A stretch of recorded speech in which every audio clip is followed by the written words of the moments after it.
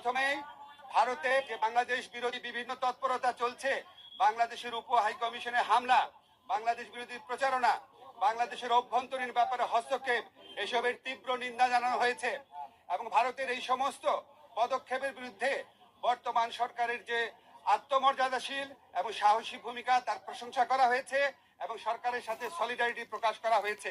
তবে একই সাথে সাথে ভারতের এই সমস্ত প্রচারণার বিরুদ্ধে সরকারকে আরো শক্তিশালীভাবে, আরো বেগবানভাবে এটাকে অ্যাড্রেস করার কথা বলা হয়েছে।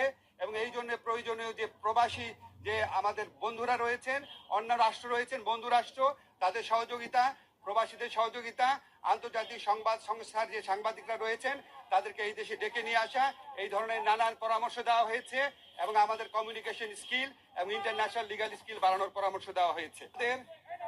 আমাদের একই সাথে সাথে ভারতের সাথে বাংলাদেশের যত